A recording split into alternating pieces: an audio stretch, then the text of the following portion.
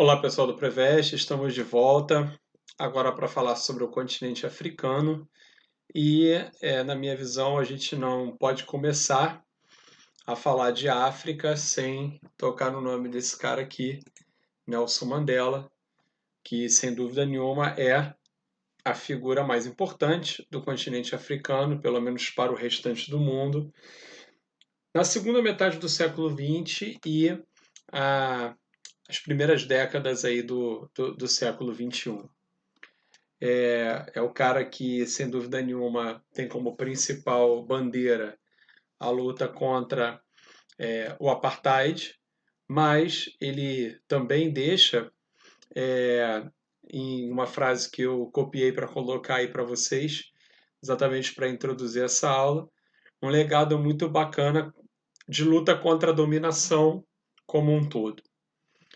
Ele dizia o seguinte: lutei contra a dominação branca, contra a dominação negra, porque eu promovi o ideal de uma sociedade democrática e livre, na qual todas as pessoas possam viver em harmonia e com oportunidades iguais. É um ideal que espero viver, mas se for necessário, é um ideal para o qual estou preparado para morrer. É muito emblemático, né, o que ele diz, e não são só palavras, né? Não são só, não é só uma bravata.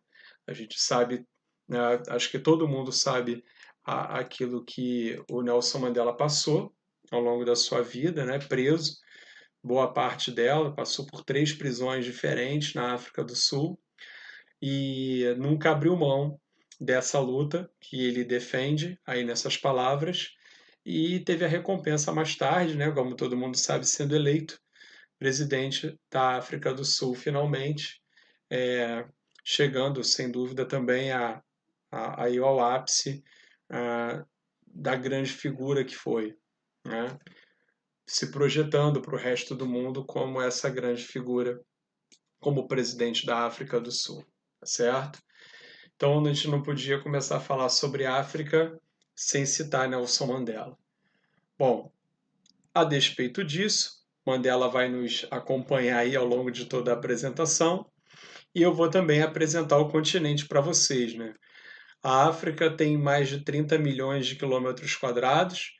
Para vocês terem uma ideia, é quase 4 vezes o tamanho do Brasil, né? O Brasil tem 8,5 milhões de quilômetros quadrados, né? Se a gente multiplicar o Brasil por 4, aí dá algo em torno de 33, 34 milhões de quilômetros quadrados. Então, a África é 4 vezes o tamanho do Brasil, 2 vezes aí o tamanho da América do Sul. É um continente enorme. Tem uma população hoje de mais de 1,2 bilhão de pessoas, é praticamente o dobro da população da América Latina, tá? Que a gente viu agora há pouco. A chamada União Africana hoje conta com 54 países membros, o que é muito pouco se a gente for comparar com as diferentes nações africanas. Eu vou mostrar para vocês daqui a pouco o mapa étnico, da África. Então, isso significa que hoje todas as etnias africanas estão divididas em, entre aspas, apenas 54 países. 2% do PIB do comércio mundial é aquilo que representa a África hoje, né, nas movimentações financeiras. Ou seja, de cada 100 dólares que circula no mundo, apenas 2 dólares vão para a África ou vêm da África. Evidentemente, é um número muito insignificante em relação ao tamanho, né, territorial da África e, obviamente, em relação ao tamanho da sua população também. 50% da população vive com menos de $1 por dia, né, o que, obviamente, né, é muito pouco. Isso daria aí algo em torno de 30 dólares por mês, né? O que para a realidade brasileira hoje, né, dá algo em torno aí de R$ 150 por mês, tá? Um pouco mais do que isso. Mesmo com o dólar estando bem alto aqui no Brasil, percebam que, né, é uma grana muito curta, né? É uma quantidade muito pequena de dinheiro mais de 50% da população africana vive nessas condições. É a maior proporção de HIV no mundo. Em casos comprovados, são mais de 100 milhões de pessoas testando positivo. Daqui a pouco eu vou mostrar um mapa para vocês que vai dar um panorama um pouco mais individualizado dos países.